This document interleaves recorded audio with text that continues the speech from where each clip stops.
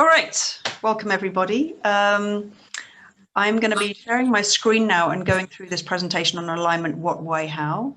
I'm recording this because it's going to be more a resource for people to watch offline. To be honest, we had 60 people sign up to this session before Christmas, and not many people could make it. And we've had over 30 people sign up to this session, and obviously not everybody can make it. So it's more a kind of online recording for that interest. But please do use the chat facility. Keep yourselves on mute, and I'll cover some questions at the end. Depending on the questions and how the explanation goes, we may finish a bit ahead of time and I could give you some time back. But in any rate, I hope you enjoy this. I'm going to just go through from beginning to end. So please do just add those questions into the chat for me to get later. And yeah, let's see how it goes. Just to start off with, by way of introduction, I'd love to also see in the chat where you guys are from and what you do.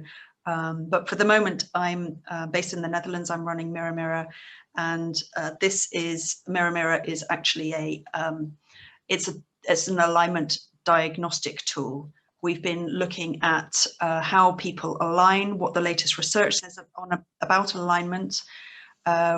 We've been looking at what alignment means today and why it's different for how it meant before. Hi, Chaya, how you doing? Just asking people if they can come off video during the presentation and put questions in chat.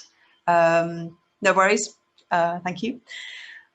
So we've been looking at the research. Why is the context different today than it was before? What does alignment therefore mean today that it didn't mean before? How do you identify and measure alignment gaps and all of that kind of thing? And all of that work over the past 4 or 5 years has led us to an understanding of what's alignment, why is it important, and how do we go about managing it, which is what I'm presenting today.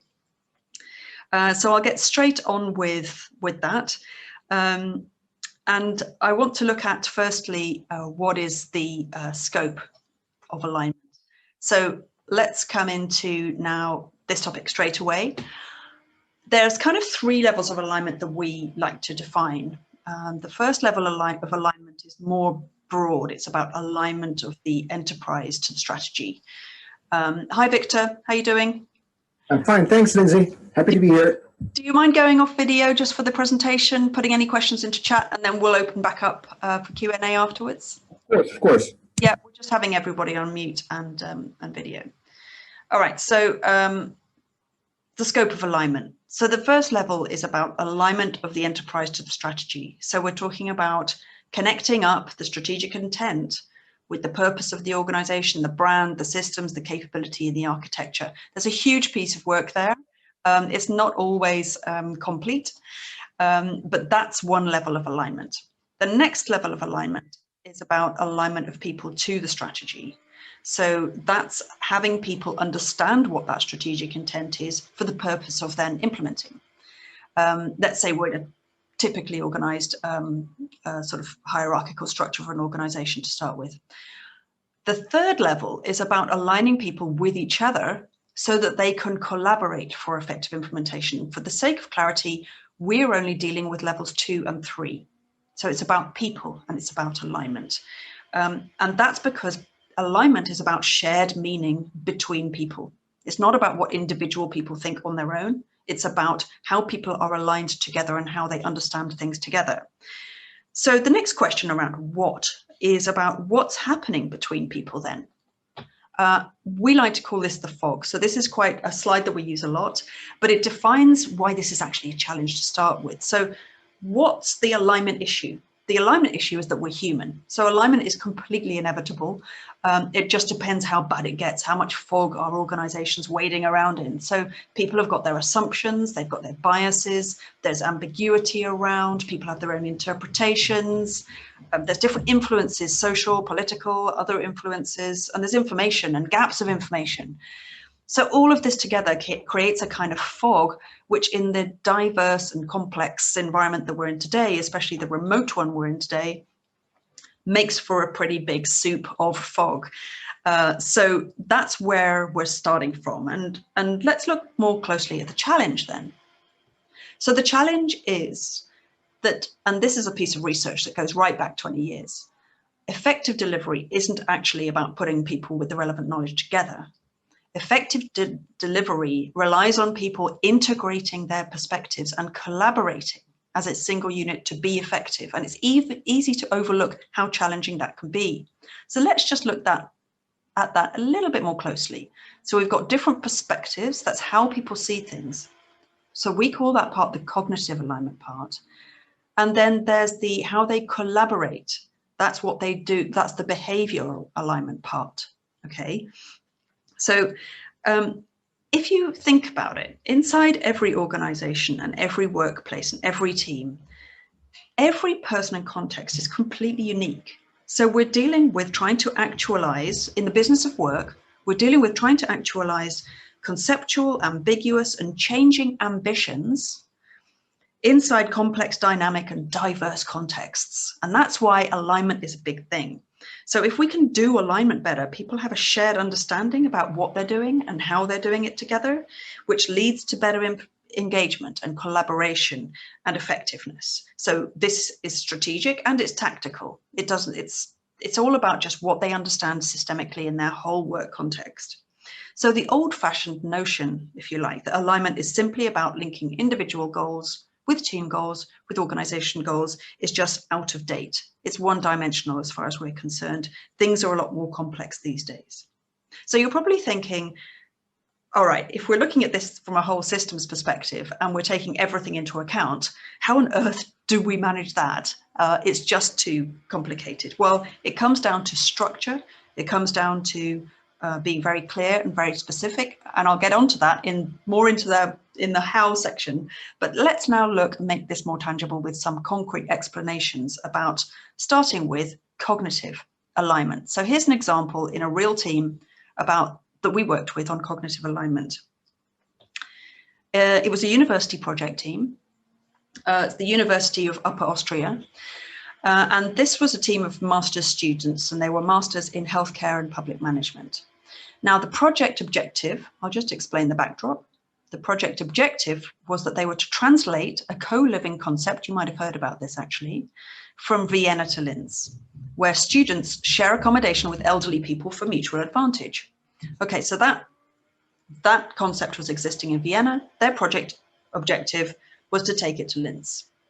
But what the team was finding and why we were brought in, not just to teach them about leadership and communication and alignment, but the signs that the professor saw was that conversations between team members were difficult, that confusion on how to go forward was kind of sitting around, and that the project was moving slowly.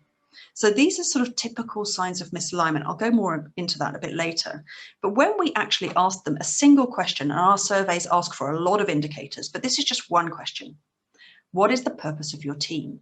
Here are the responses. So we found that, just over a third of them said to see if elderly people can co-live with younger people.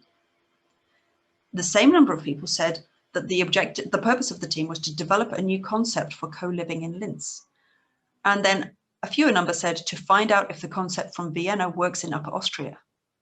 And if you look at those three together, they're very subtly different. And they're subtly different to the point that people could very easily talk at cross purposes and not really realize that they're misaligned, but not be talking along the same lines in terms of what do we need to do here. So as a result, their conversations could be difficult. They wouldn't be thinking along the same lines going forward. And the project would not be moving very fast. So in identifying that issue and measuring how people thought about it, we're able then to have them open up a conversation to address that and then measure the differences later. Here's a different example. Let's look at behavioral alignment. So here's an example from an electronics corporation, Global One, with a European logistics team, 15 people, diverse group of people. The backdrop here was that the situation was that part of the business that they're in had been sold off, reducing the workload by half. And the team leader needed more innovation. In fact, what he was saying was, if this team can grasp the fact that we need some exciting new logistics projects, then we're halfway there. We need their leadership, drive, and inspiration. So he was hoping that the team would be inspired and engaged enough to come up with new projects. But that simply wasn't happening. The signs of misalignment here were low energy, poor performance, lack of momentum, and lack of inspiration. And the core alignment issue that we found was that despite reassurances, the team believed there would be redundancies. Now, if the team is believing that there will be redundancies and people were actually leaving as a result, they weren't feeling very safe. They weren't feeling very safe in their jobs.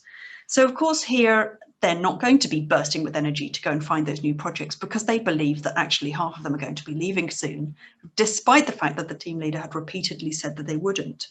Now, this we're taking as a behavioral issue because psychological safety and the behaviors around that area are what was troubling this particular team here. And as soon as they were reassured that there wouldn't be redundancies for up to a year or whatever else, as far as the line manager could reassure them there wouldn't be redundancies, the situation was able to change. But it's very difficult to open up that conversation without some kind of data and some kind of fresh start, because otherwise you just get, well, I'm saying this and they're not listening and we're not listening, and you get into factions, as you might be able to identify from previous work experiences. But this is also a cognition issue as well, because the team don't understand what the strategy is or haven't been explained it in a way that makes sense to them. So those are just a couple of kind of understandings about how alignment can manifest. But let's have a look at the opportunity. So on the left-hand side of the screen here, we've got an opportunity that says that when you've got a remote workforce, when an organization is trying to reset the strategy, and when you're trying to manage change, those three factors combined means that alignment is more important than ever. The opportunity for people to jump to conclusions, as I'll come to in the next section, is rife. So let's just define this for a second on the right-hand side of the screen. If alignment means that you've got cognitive and behavioral coherence between people, so it's not people thinking exactly the same thing, but about their differences and their perspectives moving in the same direction and being compatible, if you like, then you can move up this chart here. So alignment breeds engagement. If you've got people moving in the same direction, they become more engaged, they become more collaborative, and they become more effective. That's what the research is telling us. Misalignment, on the other hand, is dissonance between people, cognitive and behavioral dissonance. And that's what's underpinning every single problem in business. Underneath every problem, there is misalignment. The trick is finding it and addressing it. So to conclude on this first part of the presentation, alignment is ... Alignment is not about people memorizing message or thinking the same thing.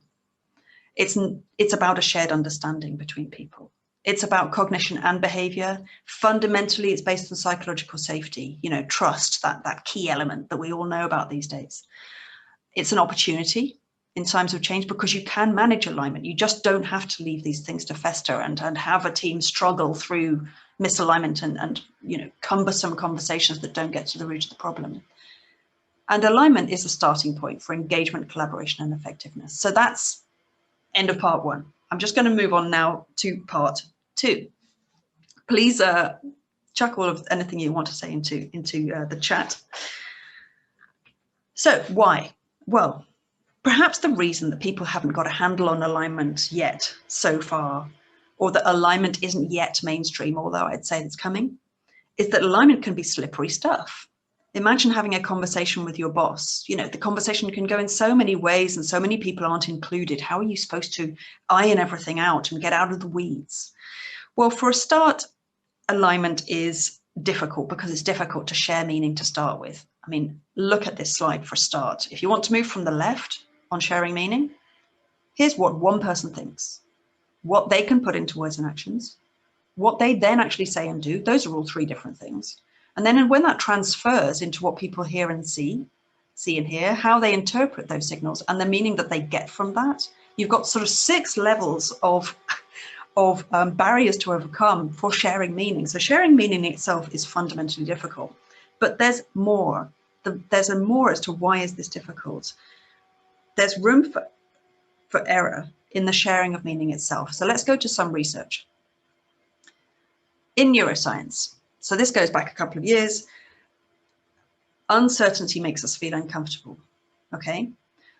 So this slide is basically saying when our brains pick up on something that has changed, So what we do is we always make sense of things by comparing what we knew before to what we see changing. So when our brains do pick up on something that's changed, we need to find an explanation to put our minds at rest. And if we don't find an explanation, our brains will keep going around and around on why is that different? Why is that different? And unless it lands somewhere, it keeps going. So in order to be able to simply make progress, we have to, consciously or unconsciously, make an assumption or a story to use instead. So I'll take a really, really simple example.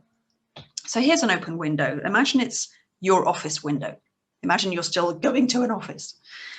Let's say you're the first to walk into the office one morning and it's open. Your brain starts thinking, did somebody break in? You know, is anything missing? You look around you, there's nothing missing. Doesn't look like it. So here's the assumption that creeps in.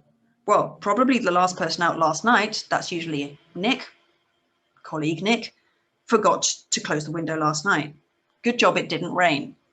You may be open about that, but your brain will have processed some kind of assumption. So here's the next bit of research that's quite interesting.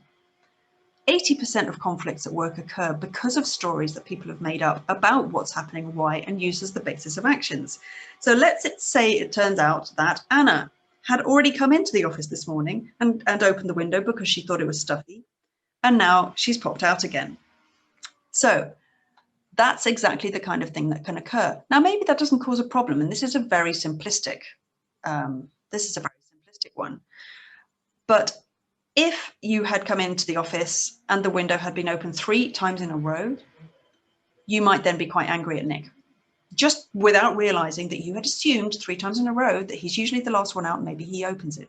Anyway, there's a final bit of research here that relates more to our work. Virtual teammates are 2.5 times more likely to perceive mistrust, incompetence, broken commitments. So this is people who don't get the opportunity to have regular face-to-face contact where they can read the body language, they can pick up the full signals, and they've got a chance to ask each other ad hoc questions to validate what's going on in their own minds or to check out their assumptions. So they're 2.5 times more likely to do that than people who are co-located, and they take 5 to 10 times longer to address their concerns. Now, last year, 2020, in our reports, so let me just show you an excerpt of a chart here. This is the kind of chart we use where we show, I hope the color on your computer is okay for this, because we show the highest behavior scores and the lowest behavior scores across the different categories of, so for example, psychological safety is one of those categories. And we show the way that teams rate the team. So it's not about how they rate themselves individually. Am I confident in team success, for example? It's, is this team confident in team success? And we compare those perceptions to get a team view of the team. So the average score here is 79%. That's one of the highest scores for this particular team. But if you can see beneath that, there's a shaded area.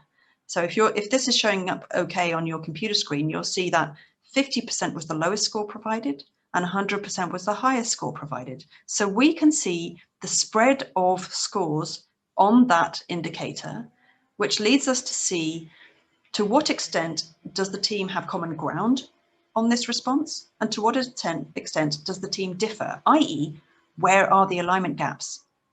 Now, if we look at these lowest ones here, there's the lowest one here is clarity on direction and remit. The average score here is 21%, which I'd say for any team, is very low. You don't want to take this as fact. This is not fact. This is perception. But you would probably want to address that. And the reason why we produce all of these scores is because it opens the door to a very structured and specific conversation that doesn't point the finger at anybody. But we have found that clarity on direction and remit and sufficient reflection on progress are the lowest scoring. They've appeared in the bottom 5 of every single team we did in 2020. And all of those teams were working remotely. And we were checking our numbers thinking, is this just a coincidence or something? Well, no, it's not. Remote teams have huge issues with misalignment. And here's where misalignment really starts to present. Problems caused by misalignment, again, we're going right back to 2005 here, but it's well known that misalignment is an issue, but the symptoms show up like this: confusion, wasted time, money, and opportunity, diminished productivity. All of these issues, conflict, reduced performance, unexpected results. Now, these are the kind of things, I don't know how many times or if you've ever been in an organization that is just a nightmare to work in. I mean, it's so disengaging when you can just see things are going wrong. It's just poorly organized. You know, people are saying yes and meaning no. Here are some more of those issues. The experience of misalignment is probably the reason why so many people are going freelance these days. You know, people don't get the cooperation they need, delays and approvals, different teams doing different things, people saying yes, but nothing happening. It's those silos, the animosity, the blame, that horrible situation. This is why misalignment is such a high ticket item, okay? So what's the situation? Well, there's more complexity, there's more change, it's not going away. With that, there's more need to make sense of things, which means there's more things to align on. Poor engagement. So I worked in communications for a long time. It's useful, but it's only part of the puzzle. Traditional employee communications don't actually align people. The traditional top-down sending of messages in a complex and ever-changing world is useful for setting context. It's useful for providing a brand, but it doesn't help to actually align people with shared meaning because it doesn't have that two-way conversation. It doesn't bring things down to a level that is relevant to people. And then I think people a couple of decades ago thought we were all going to be saved by enterprise social networks, even when misalignment wasn't as big an issue as it is today.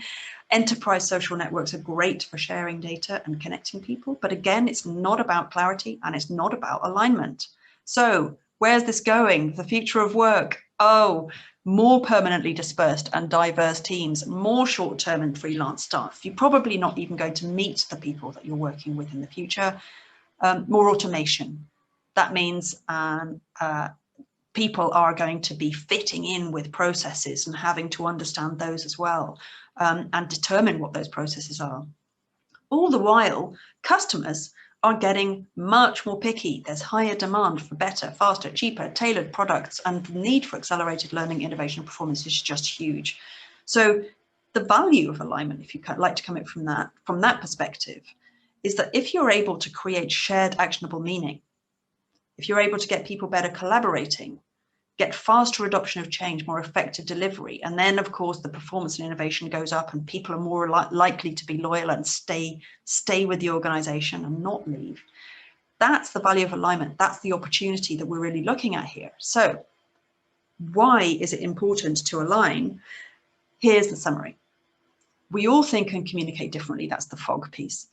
We're wired to use assumptions to make sense of things. Misalignment is just inevitable. It's not the enemy. It just happens because we're human. The scope for misalignment is increasing, but the value of managing alignment is colossal. So inevitably, that leads us on to the question, how do you do it? So I'm going to start with a simple piece. We've already looked at psychological safety as being an enabler. The reason why psychological safety is an enabler is because inevitably, if you trust the people that you're working with and you feel safe to bring your authentic self to work, you're more likely to open up to other people's opinions. People are more likely to open up to your opinions, and you're more likely to be able to learn from each other. So that brings in the inclusivity and the learning from each other, because building a shared meaning means that you feel like it's safe to open up, to share your view, and you're not just going to be met with somebody who's defending their point of view and thinking of the next thing that they're going to say next to be right or wanting to win. Alignment is about really being okay to say, if you're thinking something different, that's fine. If you're thinking about something different, I want to learn about it. And when we do learn, we build shared meaning, which is better than our individual perspectives were without each other. Even if sometimes people are wrong, or if they do learn more from the other party than the other party learns from them. This is the kind of how at a fundamental level, a little bit more research. So the design of Mirror Mirror is really anchored in research, and the most kind of influential part of research that we look at is about team effectiveness and how alignment relates to team effectiveness. So the research shows that when teams use learning behaviors in these areas, they become better aligned and more effective. So psychological safety, I've explained the trust issue. But task cohesion, if you know that your team members are committed, if you know that they are going to do what it takes to help the team win, and they're not just after their own interests, that builds more trust and more alignment, more capacity for alignment. Group potency, that's another area. That's about confidence. Are we confident that the team will succeed? So if people are confident, they're more likely to move towards finding ways to align to deliver on that. If not, they need to find ways to realign to something else. Interdependence, this is again about reliability. If you can count on your team members to pass the baton between each other so that they will pick up and it will all start to work as a well-oiled machine together, that's something else that fuels alignment and gets things going. And another thing, more research, adopting paradoxical frames. So embracing conflicting perspectives is typically seen in many cultures as being something that is difficult. It is challenging. It is affronting to the relationship. But this is exactly what people need to be doing if they're going to align. It's respecting each other fundamentally as people, but saying, okay, if you've got a different view, that's fine. So when two opposites are true, which can often be the case, when you embrace those, it leads to deeper understanding and often creative solutions that lead to a bridge between two different views that is a better bridge. That's the 1 + 1 = 3 part. So looking at alignment in action in terms of how, we're still talking conceptually. I'm coming on to something more concrete soon. But the alignment in action looks like this. So if you've got misalignment here on the left and alignment on the right, what we're depending on actually is a growth mindset. So bottom left corner, ultimately poor scenario. There are differences of opinion and there's conflict. People want to win. They've got a fixed mindset. That's where they're going to stay. On the other hand, if they've got curiosity and openness and they accept that they are misaligned and they move into constructive challenge, they're much more likely to move into effective action. Conversely, we have down here, they can well be aligned, but if they've got a fixed mindset, that can turn into groupthink, where people are thinking the same thing and are not open to alternatives. And so they can all move together in the wrong direction, which is not what we want. So this is a kind of way to look at how do we need to behave. So it's all very well looking at the high-end stuff. But let's talk about something practical. I talked about structure earlier. Let's have a look at structure. First of all, I'm going to look at low impact structure, things that you can just do right away. First of all, get alignment on the map. So help people understand what it is, why it's important, the benefits, the things that we've just kind of covered. The next piece is about bringing in effective feedback, because effective feedback is the start of that constructive challenge piece. And it's not, when we say challenge, you're not challenging other people necessarily, but you're providing your input. I have a different view. Here's what I observe. Here's what it means for me. Here's what I want. How can we find a way forward? That's the kind of effective feedback loop that people will, that people can use to bring them into it's okay to provide your view. Creating that culture. A third way of doing it is demonstrating, again, behaviors, especially if you're a leader. Everybody's a leader, of course, but especially if you've got influence, if people look to you to be setting the culture, by listening, by respecting, by inquiring with people to be open and include their views, you're already creating that culture for, all right, then you've got that view, that's fine. Let's see how we can accommodate your view. Let's see how we can build a bridge. And then fourthly, just the last piece here, there are existing structures and practices that, I mean, particularly in the agile world these days, they're all over the place, huddles, after action reviews, stand-ups, retros, whatever you want to call it. There's plenty of those kind of very simple processes. That goes a long way, especially if you're in a well-structured team to start with. But let's now look at some really high impact stuff, some stuff that's going to make the difference. And I want to start by looking at a clean question. I don't know if you've heard of clean language, but clean language is a way of talking that minimizes your own bias and into the conversation so that you can learn as best as possible. But a clean question is what kind of something. So let's look at what kind of alignment gaps are we talking about, because they are not all one thing. Alignment itself is very much about getting very specific and getting very clear about what needs to align. Well, let's look at alignment gaps through that lens. So there's information gaps where you've got misinformation, missing information, unclear information. These gaps are the easiest to plug because you can either go and get the information, or you can identify that you are going to get the information, or you can identify when that information might be coming if you can't get it now. And even that provides some kind of clarity and alignment. Okay, this team is going to be starting on a project, but we're not going to know more about that project until the 1st of the month. Fine, we're all aligned on that. That's a form of alignment.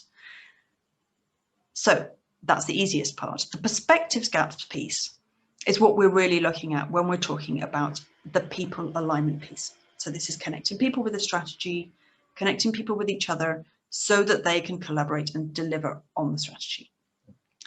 Perspective gaps include all sorts of things, and this is where it gets, mind-bogglingly into some fascinating pieces of social science. It's about past experiences and differences, about how we interpret the world, what our personality is like, what we believe, what we value, how our biases work against our motivations, whether or not we have a fixed mindset, whether or not we practice inclusive behaviors, whether we're in a wider culture of practicing inclusive behaviors so that we feel safe to do that.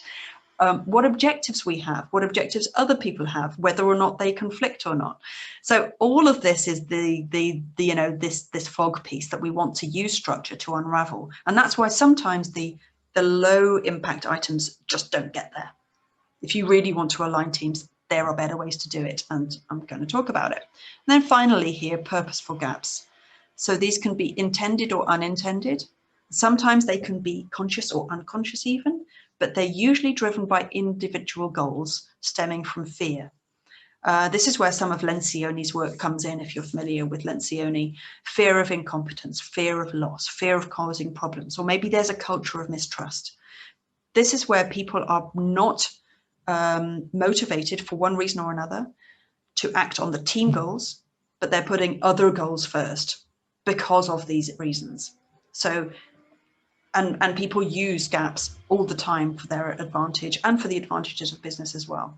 Anyway, what we're going to talk about now is these top two, because the purposeful gaps, you can't really get people to participate on those up front because they're hidden or they want to be hidden. So let's look at the top two. So we have an alignment process that we use in a workshop based on the data that we provide, because the data is useful in itself, but it's still just data sitting on a page.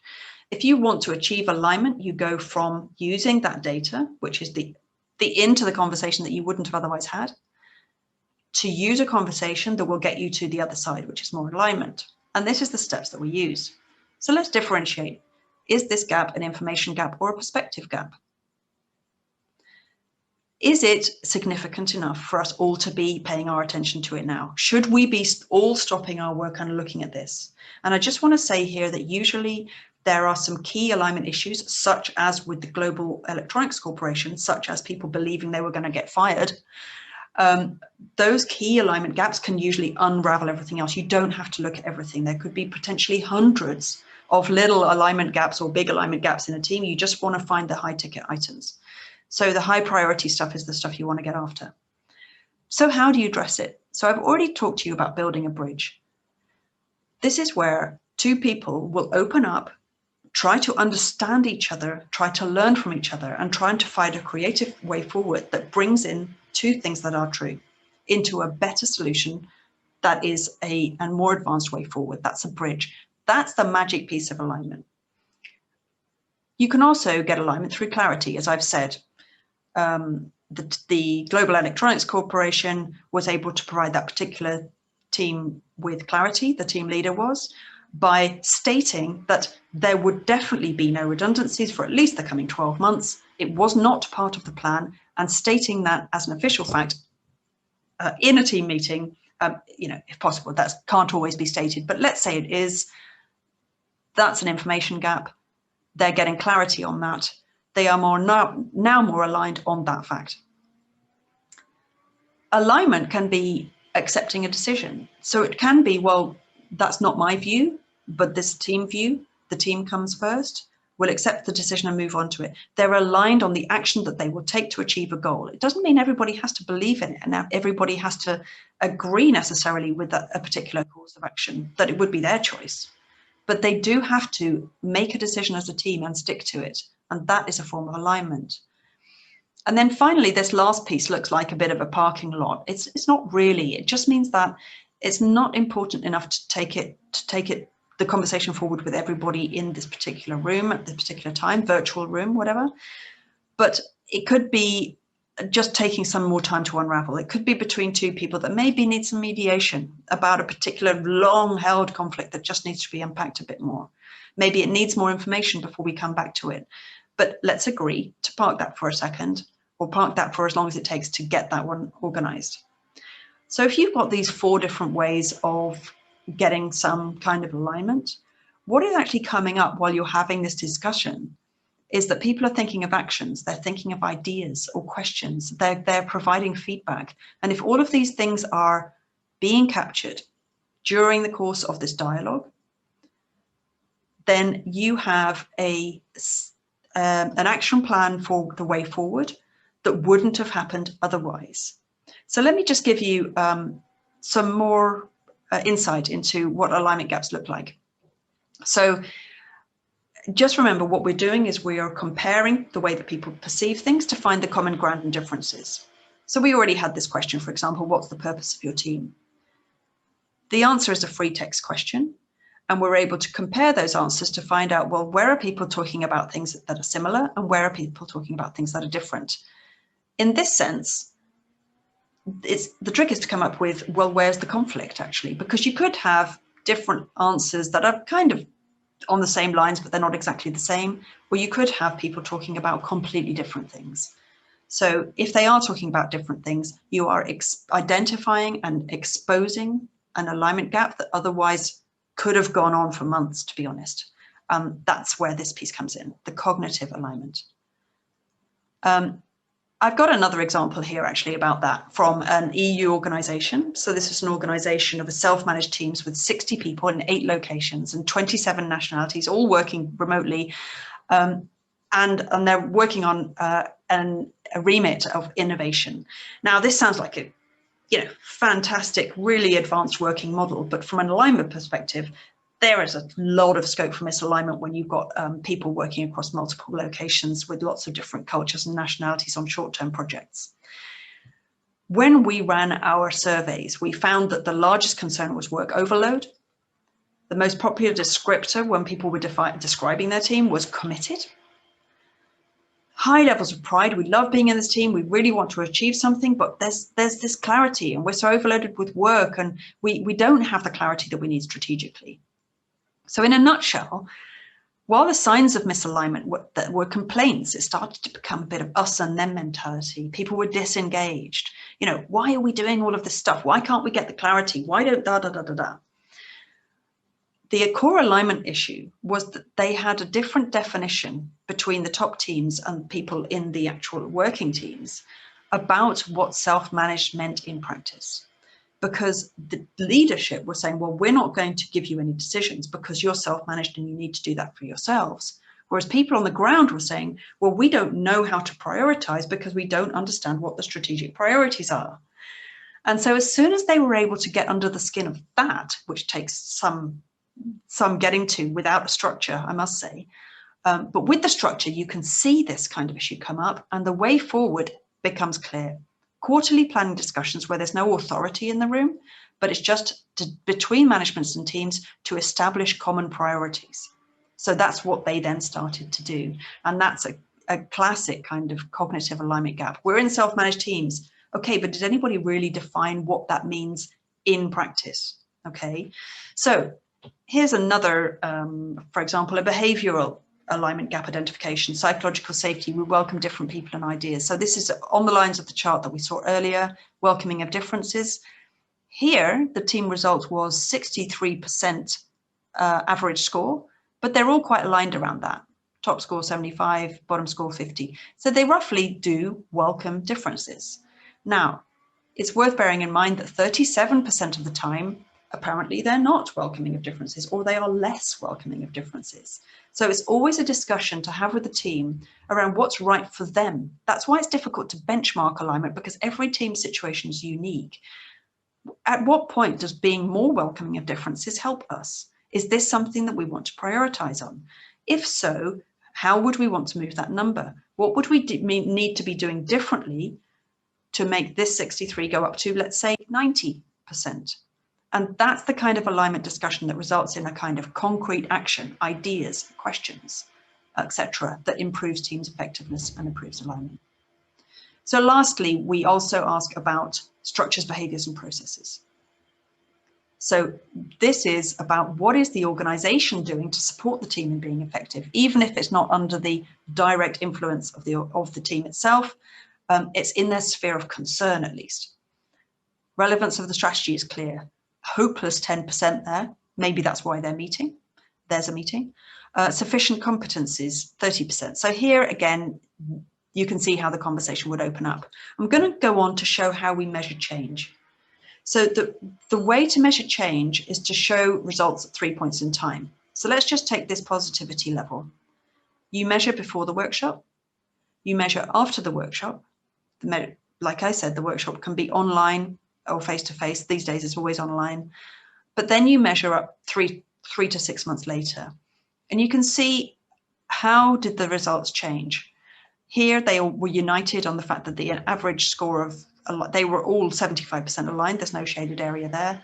After the workshop, the score goes up a lot, but there's a bit more variety and it stays there.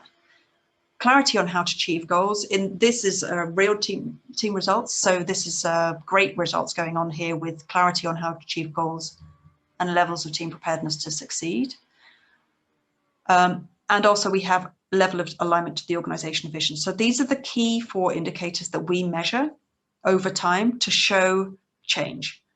Now, the one I'm least concerned about is positivity, because it could be during a workshop that the team is discovering more about each other's perspectives that is not good news.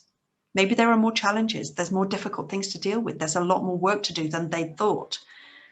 Alignment isn't necessarily about feeling better, although you do want people to feel better about what's going on. The alignment is about people being real about what's going on and really seeing what is our shared reality. Are we clear on what those goals are and how we will achieve them and how ready we are to do that towards the right vision? Okay, so the reason why this approach works so well and why alignment is all about being very specific and structured is because when people become aware of mental models that could serve them better, consciously or unconsciously, they will flip over to them because that's how we work. We are constantly looking for ways to make our lives easier, frankly. And then when people learn about the views and others, the views and assumption of others, they start to build more empathy and understanding. And then when they do that, they're able to open up and learn from each other and take more effective action to deliver on the strategy. So I'm kind of coming to a close of this presentation now because the last slide is the summary of that. Alignment is enabled by psychological safety, inclusivity, and learning from each other. This is the how piece. Constructive challenge is key. You need structure for an alignment process.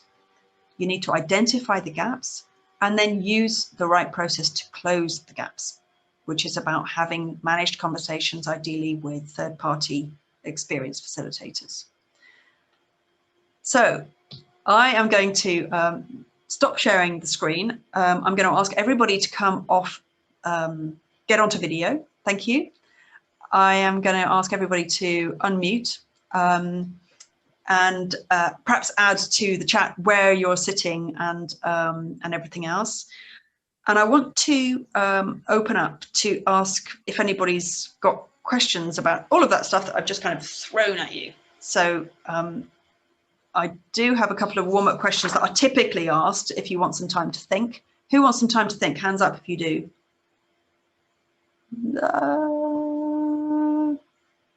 All right, I'm just gonna warm you guys up with a couple of questions here. Thank you. Good. Nice to see you all. All right. So a typical question is, can you ever get a team fully aligned? Does anybody want to answer? So the answer is obviously no. You're never, ever going to get a team fully aligned because there's not much point in trying to unravel everything. You're never going to. It's not necessary is the answer to that question. By the way, chip in at any time you want. Victor's hands are moving vividly across the screen because his hands are so close to the keyboard. That's fine. It looks like your hand is pretending to be some kind of spider next to the camera there. Doesn't mind.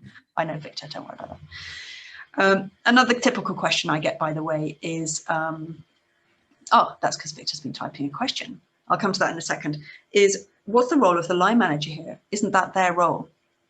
My response to that is that the line manager has their own social construct over what they see in what their perspective is. They're not objective. And very few alignment managers have the tools and the time to facilitate alignment for their team.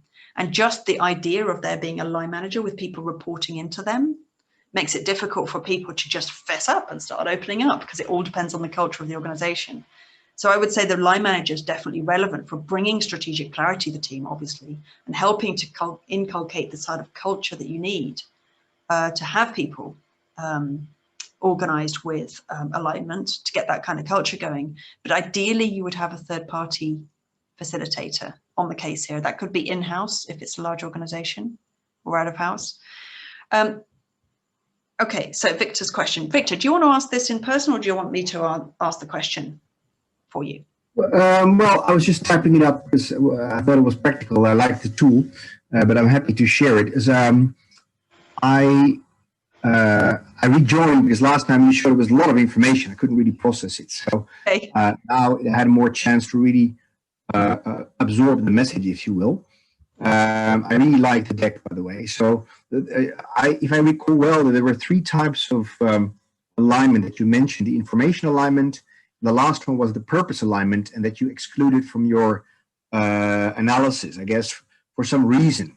But I really wonder about that one in particular, because I can understand logically that if you ask questions to certain groups of people who work in the same functional area, that once they convey that they don't agree about things, it could be cognitive or also behavioral, right? But once there is a functional level involved, a hierarchy, I can imagine that then it becomes cultural, right? Where you can have a very, for example, a very intimidating boss. It may not be that you may be very aligned within the group, right? But if the boss at least comes up with a ridiculous strategy again, I'm not looking at the American president currently, but I mean, we can see it in live over there.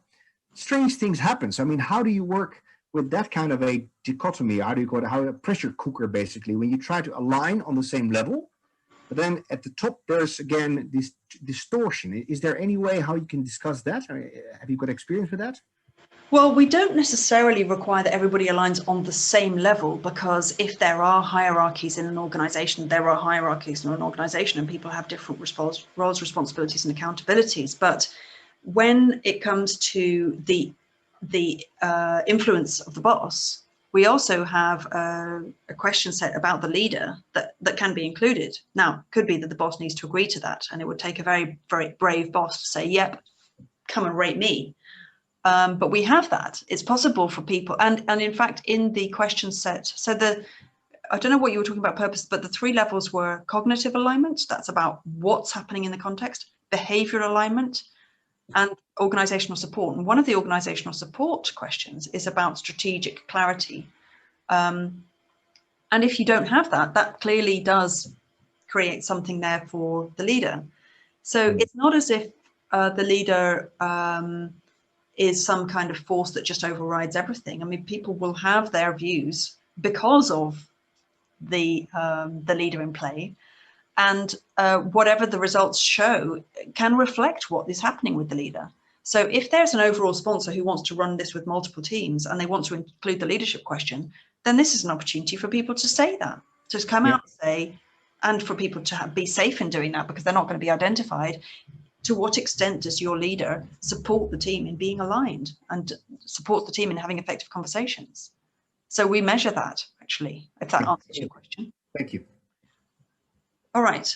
Are there any other questions in the room that anybody wants to come off mic and pitch in with? I'll offer a perspective, Lindsay, on purpose as an interesting construct. Sure. So one purpose could be what is normally people sort of ask, well, why do we exist? What's our mission, and why we're doing this? Another construct of purpose is that human activity systems are always purposeful. So people carry work with a purpose. Now that purpose may be 2 different ends and means that we don't actually understand. And perhaps a tool like yours could bring that level of alignment. but equally from applying, bringing in another systems thinking approach from Stafford Beer. Purpose of the system is what the system actually does. And I think that's where everything goes wrong, because what we think we are doing versus what we should be doing versus what we actually do are absolutely 3-4 different things. So quite often what wins is the purpose of the system, i.e. what it actually does. So we can do all the alignment we want, and I'm not criticizing the tool or anything. I'm just offering a perspective that we have to be really observant of what is actually happening, because that what ends up becoming the purpose of the system meaning the boundaries of where the work gets performed, whether it's a team or the whole department, group, organization, or the entire enterprise. So I just wanted to throw in some perspective there. And the other one, perhaps an assumption we carry that the teams are not aligned, but what if the strategy, the vision, everything is wrong from the starting point? What if that is not aligned itself? So what is it, more top-down view? Again, we are taking that we need to get a team aligned, but actually something else needs to be aligned first. So I'm just curious whether you have come across these kind of examples where strategy, vision, all these lofty things are all over the place. So how do you achieve alignment then? Leslie. Yeah, perhaps I'd like to follow up on that question, because I typed something in the chat. I don't know if you saw it, but it speaks exactly to that issue. In your university example, where you were moving the shared living concept from one city to the other, there was a clear goal, a clear strategy. And my experience is that the teams do not often have their strategy that well articulated. And so my question is, does your method address strategic alignment, that first step, before you can go into cognitive and behavioral alignment? Like, what are we doing here? So sorry, I didn't scroll up to get your comment, but that's an excellent point. If you started this process with the top leadership team, that is what you would be addressing, because they would be asked, what is the purpose of your organization? And they have the remit for that. If, however, you started at the bottom of the organization, the report that comes out of a team who is asked, what's the purpose of your organization, is the evidence as to whether or not the strategy is clear enough or or matches the top team example. And that's where the employee voice comes in, because you can get people to align to delivering on the ambiguity of a poorly laid out strategy, and you can make some progress there. But if that is the case, you want to start at the top.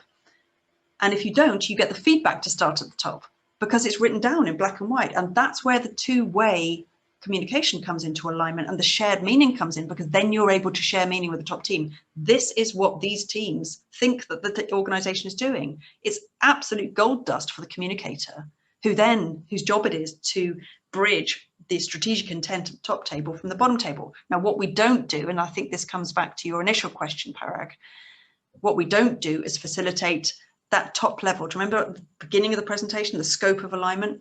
It's our job to look at how people are aligned to deliver the strategy. How people actually formulate the strategy to start with, and whether or not that's clear, is a different ballgame. This is about implementation. So you would want the strategy to be clear to start with. Coming back to your other point, Parag, if this is about the way that the systems align, this just shows how important it is to have a great facilitator in the room for alignment. Because if you were in the room and you brought your systems innovation thinking coming along with you, you would be able to help the team differentiate, although it's not essential and every practitioner brings their own skills. You would be able to help people and take that data and say, well, are you talking about the purpose of the team, or are you talking about the purpose of the system that the team is involved in and that the team is subject to, which is this wider organization, the strategy, the brand, the processes. And, we're all kind of in this cogs in a wheel. Is it the wheel that we are addressing, or is it what the wheel is trying to achieve? And that's all a conversation. So, I think the point with the alignment data is that it allows people to see where is the common ground and differences and what needs to be addressed. How they then address that is the different piece. And that's beyond the tool and into the communications process, which is a really interesting kind of whole area. Yeah. We've only got 3 minutes left. Chaya said she had to drop off. That's fine. Quick question, Lindsay. Brian, yeah. I know someone who took a similar test. He reported on the tool that he was working in a punitive work environment. He was of the understanding that his answers were going to be confidential. He was, after the results were tabulated, he was brought into a room and they dug into what he meant by that. That's And it put him in a very difficult spot, and it impacted his trust of management. I just wanted to raise that issue. I bet it did. That's a nightmare. Last alignment tool you would want to be using. I mean, it's absolutely crucial that people feel that they can say what they want to say, or answer questions truthfully or from their heart. So I am sorry to hear about that. You know, we don't even know who's saying what in our data. We don't track that or keep that data. Okay. But it's really, really crucial. Yeah. Any last question from anybody at all? If I have an opportunity, I'd like to ask another one, if I may. Sure. Is there any way how you could, for example, reveal the elephant in the room? For example, you know, everything that anybody knows about, people are afraid to say. For example, it could be political, it could be psychological, you know, stuff like that. Is there any way that you could capture that, which maybe not part of that's a multiple choice question or an open? Could you have open questions as well? So at least you could that is the the elephants in the room do. Sorry to interrupt you. The elephants in the room come out with the question sets that we have, because if we ask questions like, what frustrates you the most? What is your biggest concern? And if it turns out that the result on psychological safety is 10%, it's something that everybody wanted to say but felt they couldn't. That is the elephant. These are the elephants. And by putting them on a piece of paper and sharing them and saying, this is your combined perspective, you are able to address them without pointing to anybody and say, okay, instead of talking about who said that, let's talk about how do we want to move the scores forward? And then what would we need to do to change the number? Okay, we're on the hour. Thank you very much for joining, everybody. I'm going to stop the recording now. Do get in touch with me if there's anything else that you want to ask about alignment or anything else. Thanks for joining. Thanks very much. Thanks, Lizzie. Have a good weekend. Thank you. Bye-bye.